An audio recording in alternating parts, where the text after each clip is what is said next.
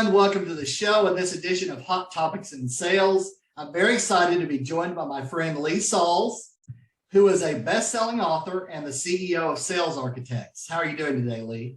I'm doing great, Andy. Great to be back. Yeah, I was really looking forward to having you on the show again. I've been fortunate to have you with me as a guest before, and today we're going to be sharing some news and insights and talking about hot topics in sales. So just to kick things off, you've written 2 books on the subject of sales differentiation. Right. What sparked your interest in this? Oh boy. So we're going to turn back the clock. We're going to go back to 1986 when I was a junior in high school. So you can do the math and figure out how old I am. Right. And I needed a summer job. And we had this family friend who had this revolutionary idea. Andy, you ready for this one? It was pickup and delivery dry cleaning. Okay. So he didn't own a dry cleaning store. He just felt that a lot of people found taking their dirty clothes to the dry cleaners and then coming back and picking them up to be a hardship. So he had this idea of strictly providing the transportation. And my summer job that year was as his driver. And I was really intrigued by this business idea. And I was wondering, would people be willing to pay more to have this service? Because if they weren't, I wouldn't have a summer job. Right. So what do you think, Andy? Do you think people are willing to pay more for the service? Remember, I would say certain people probably. Oh, you're good. You're good. You're exactly right. Some people. See, I lived in Marlboro, New Jersey at the time. And Marlboro is central New Jersey. And a lot of people from Marlboro commuted to New York City every day for work. 2 hours each way. My father was one of those people. 2 hours each way. Think about that. And in 1986, we didn't dress like you and I are today. We're business suits. So those people who commuted to New York and didn't have someone at home to help with the to and fro of dry cleaning, they thought the service was brilliant. But those who worked locally or had someone at home that could take the dry cleaning to and from thought we were nuts. They're like, why would anybody pay for that service? Right. So there was a really important takeaway message from me in that whole experience. And it's something I still work with clients to understand today. And that is know your audience. So often we deal with price issues when we're selling. And one of the root causes of that, we're selling to the wrong people. So trying to sell that service to someone who worked locally or had someone who could help out with getting the dry cleaning to the dry cleaners and back, so no value in it. Right. And Andy, do your listeners like free things? Oh, yeah. Excellent. Well, I've got a tool that will help you gain clarity in who will perceive meaningful value in what you're selling. Now, this is a tough website to remember. You ready? Yeah. targetclientprofile.com. Go to targetclientprofile.com, and you can download a worksheet that will help you gain clarity on who will perceive meaningful value in what you're selling. Very nice. I love it. I love free value attraction content that helps people. I think it's very helpful. I mean, and people get great tips out of it, I'm sure. So that's awesome. And Andy, there's a difference. You notice I called it a target client profile. Most people say, oh, you mean an ideal client profile. And this isn't a play on words. They're very different. See, when you say ideal client profile, this tells the salespeople, if all the stars were to align, this is the business we'd love to have. It's like a lottery ticket. A target client profile says, this is who will perceive meaningful value in what we're offering. Focus every minute of your day in pursuit of those opportunities. So it's a very, very different tool. Very cool. I love it. And since your latest book is titled Sell Different, yes, I have to ask you the obvious question. Okay. What's different about Sell Different? Now, Andy, is that nice?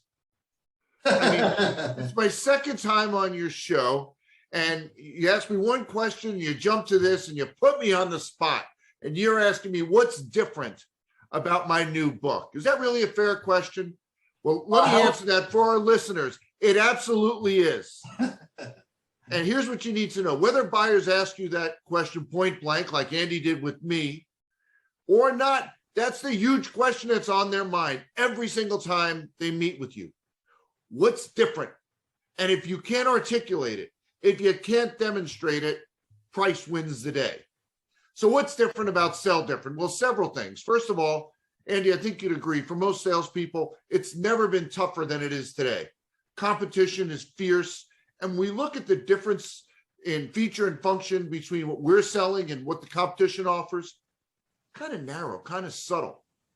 And at the same time, maybe you've come across this, I haven't seen any executive saying, hey, salespeople, I know it's tough out there. We're going to lower your quota by 20%. Go ahead and sell the deal at 50% lower margins. We're cool with that. Andy, have you seen anybody doing that? I have not seen anybody doing that. No, nobody's doing that. We still expect salespeople to win at high rates while protecting margins, or as I just trademarked, win more deals at the prices you want. Well, how do you do that? How do you win deals at high rates and high margins when the differences in what you're selling are so slight? Well, you have to sell different. And that means looking at every touch point, every interaction in the buyer-seller relationship, and looking for ways to outsmart, outmaneuver, and outsell the competition. And that's exactly what this new book helps you do. And it doesn't matter what you're selling, doesn't matter to whom you're selling. The book provides strategies that are applicable that will help you. So it gets into how you generate leads and referrals, how you handle discovery meetings, how you sell virtually. You know, when I wrote the book proposal, there wasn't a chapter scheduled to be on virtual selling. Then this little thing happened. What's it called again? The pandemic. Yeah, right. So now there's a chapter on virtual selling. How to deal with the ultimate deal killer, fear of change, and much, much more. So the focus of this book is providing you with strategies and techniques to win more deals at the prices you want during fiercely competitive times. And I'll tell you another difference about this book. A lot of books you buy, a lot of sales books are written in a way that they're teasers. They get you excited about it and you realize you can't implement it. Well, the first step of my editing process was to send the manuscript to several of my corporate clients. And I said, don't look at the grammar. I'm not looking for that. Here's what I want to know. What could you not implement based on how I've written it? So I've made sure each of the 15 chapters is laid out in such a way that you can immediately implement every one of those strategies. Absolutely. That's awesome. You know, not just giving them the teasers, but actually helping them get to the end goal. So and I'm sure you've seen that, right? A lot of sales books, you're like, oh, this is really cool. I guess I got to go write a big fat check if I want to implement it. Not with this book. You should be able to implement every one of those strategies just from reading the book. Right. That's awesome. I love that. You know, and you mentioned it. We all know that things have changed dramatically due to the COVID-19 pandemic, and companies have had major adjustments in the way they operate today. Yeah. In terms of business, what would you say are some of the key challenges facing executives in business development today? I would say the biggest one is around virtual selling. There's a lot of salespeople that have buried their heads in the sand. They said, okay, we can just ignore virtual selling. It's going to go away as the pandemic goes away. It ain't going away. Right. There are enough studies that have come out showing buyers love virtual selling. They find they can get to the meat of the meeting much quicker. You know, when you meet in person, you've got, a lot of just chit chat for 10, 15 minutes and the meeting runs really long. They like when you come into a Zoom meeting, you just hit it, right? You get right to the purpose of the meeting. Boom, you're done. They love it. And on the other side of the desk, executives said, I like that my salespeople aren't getting in cars and getting on planes that much because they are more efficient, right? We can get a lot more meetings done when we're not leaving the office to do it. So they really like it. So what you're going to see happen as we come out of the pandemic is that it's going to be more strategic based. We're going to look at each opportunity and say, do we need to travel there or can we get this done virtually?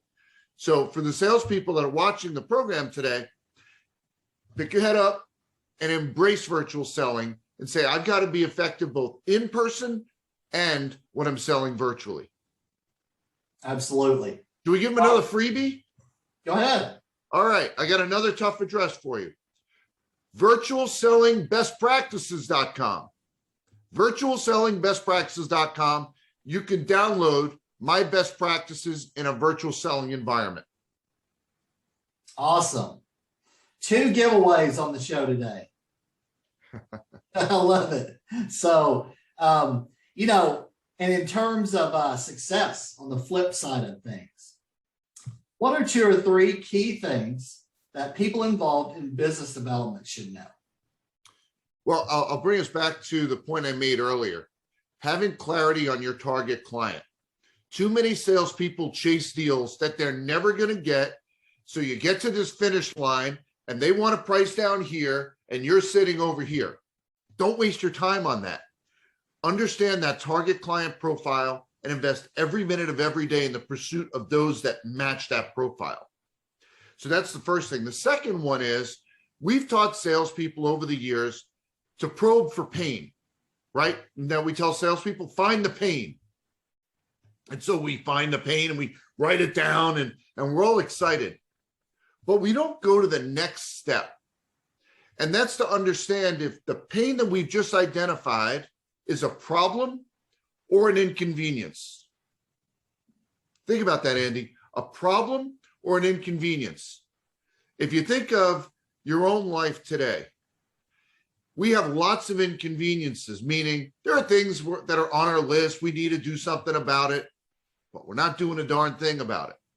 Only when the issue elevates to the level of a problem do we invest time, resources, and dollars. Now, I'll give you a perfect example of this.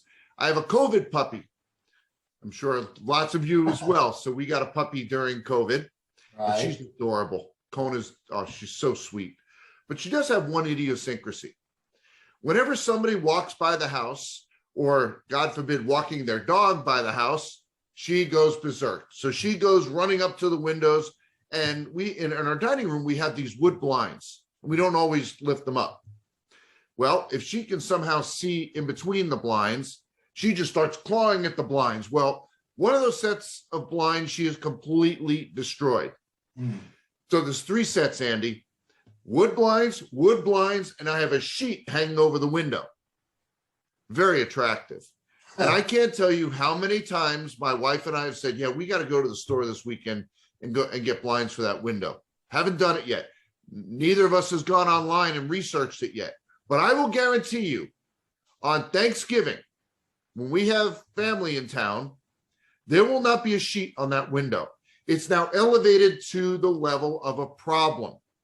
And now we're ready to act on it. And so not enough salespeople, when they uncover pain, take the time to figure out if that pain is a problem or an inconvenience. And what happens is you write it down, you put it in your pipeline, yeah, we're going to get this deal, and it goes nowhere because the pain that you've identified is merely in the inconvenience bucket. They're not ready to do anything about it. Right, absolutely. You know, I like to kick off my meetings with people with what their goals are, and I plug it in to an actual spreadsheet to show, well, here's what you need to do in order to get to where you want to go. Mm-hmm. Is that, you know, something you want to do? And if they say, oh, it's be nice, well, then, okay, you're in my trickle email file. Basically. Right. I'm not going to spend a ton of time doing that. So that's awesome advice. So what would you say as a final word of advice for our friends listening or watching out there today? Mm-hmm. I would say be insatiably inquisitive. Insatiably inquisitive. So we've been conditioned back when we were really little not to ask a lot of questions, right? We all came into this world naturally inquisitive. Why is the sky blue? Why is this so big? Why is this so round? And what do parents do? It just is. No more questions. Have a lollipop. Right. Right. But countless studies have shown the key to sales success is asking thoughtful, insightful questions. So I spent a lot of time working with salespeople, reprogramming them, helping them to recognize it's not just okay, but you have to ask lots of questions so you get a complete picture of a buyer's circumstance. So be insatiably inquisitive. Totally agree with that. You know, been in sales for 25 years, and you got to ask the right questions, and you got to help them along the path too. Absolutely. So, absolutely. So what are the best ways for people to get in touch with you, Lee? Probably the best way is to go to the book website, which is selldifferentbook.com. Really tough URLs today. selldifferentbook.com. On that website, you can actually download the first chapter to read, or if you prefer audiobooks, you can download the first chapter and listen to it. If you buy the book, doesn't matter where you buy it, come back to selldifferentbook.com and sign up for the Sales Differentiation Minute Volume 2 video series. So buy a copy for yourself, sign up for this video series, and every week for a year, you'll get an email with a link to a video to help you implement what you've read. Excellent. Well, you know, I love value attraction. I mean, it's something that we do with our clients, and you've dropped a lot of valuable content here today. So well, thank you. I think what you're doing is really smart, and I hope everything works out really well for you. And that's going to do it for this edition of Hot Topics in Sales. Thanks everybody for joining today. We'll see you soon.